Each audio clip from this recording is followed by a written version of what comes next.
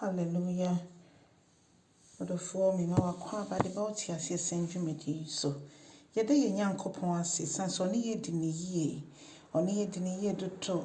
Yɛkasa yie nkamfo ntontono nka asafo Awurade din kronkron no.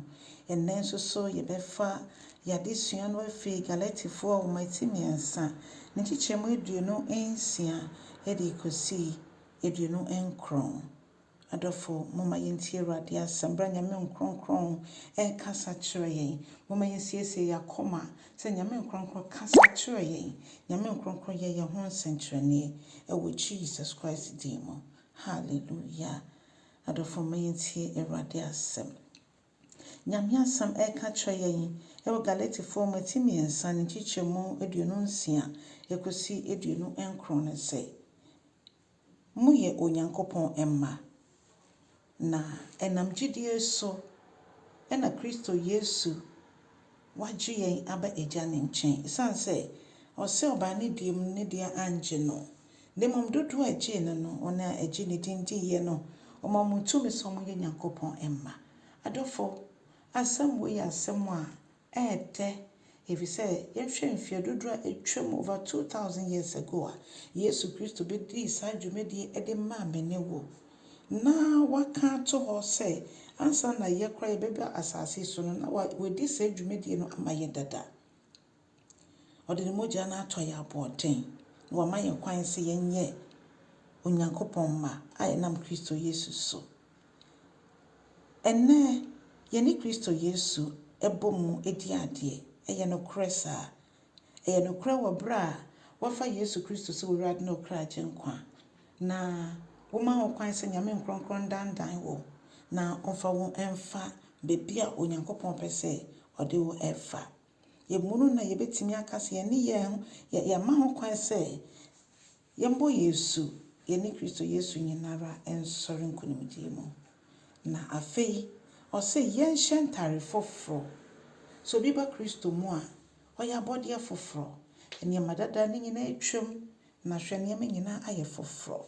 Saa nso na ɔka kyerɛ nsɛ sɛ ɔno ɔyɛ bobe no kora bebe no sɛ yɛbɛtumi atena ne mu ɔbɛyiyi yɛn ho sɛ mman na yɛaso aba bebree. Ɔdɔfo yɛ ne Awurade Yesu Kristo mu na bere Nyame ɛsiesie yɛn na ɔhyɛ yɛn atare foforɔ sɛ yɛma no kwan a ɛna ɔbɛyɛ. Afei ɔsɛ yɛn afei deɛ ɛnsonsono bia ɛnna ɛyɛ Jew ne ntam ɛne Memuni ntam ne yɛn ne sɛ nipa no wafa Kristo. Akoa nim ɔde hyɛ enim. Bɛrima nim ɔbaa enim na yɛn nyinaa yɛyɛ baako ɛwɔ Kristo Yesu mu. Afei yɛn nyinaa yɛyɛ Kristo dia.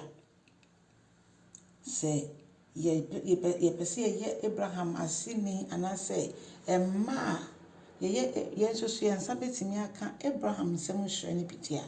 Ɛna gye yɛde ho bata Kristo Yesu ho. Kristo bɛnante Jewfoɔ mu yɛwɔ no wɔ hɔ ba yɛyɛ Jewfoɔ. Nanso ne nyinaa mu Yesu sɛ obi biara ɔbɛba ne nkyɛn ɔnyi ne titiri ne de biara da. Wamba amma Jewfoɔ ne nko a waba ama yɛn nyinaa. Waba ɛde ama yɛn nyinaa.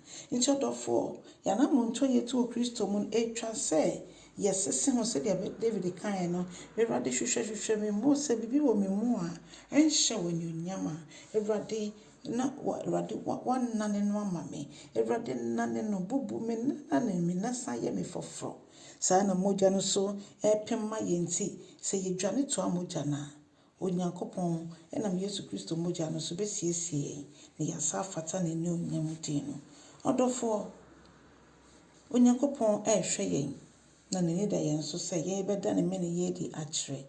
Nti bere ɔde Abraham asefo nhyira bi ɛhyira yɛn na yɛn so so yɛyɛ afɛmudeɛ sɛ yɛtwe akra ɛma Kristo Yesu. Ɛno ne ɔhyɛ a ɔde ahyɛ yɛn. Ɛno nti bra wotie asɛm yi na wodwendwen ho na wobɔ mpaeɛ ma asɛm no nkasa nkyerɛw na nam so na wo nso kasa kyerɛ afoforɔ. Ɛsiane sɛ sɛ asɛm no yɛankɔ ankɔka a obi ɛnte. Ɛsɛ sɛ obiara nso te na Kristo Yesu ba yɛ mu biara anyɛ ɔyeraba.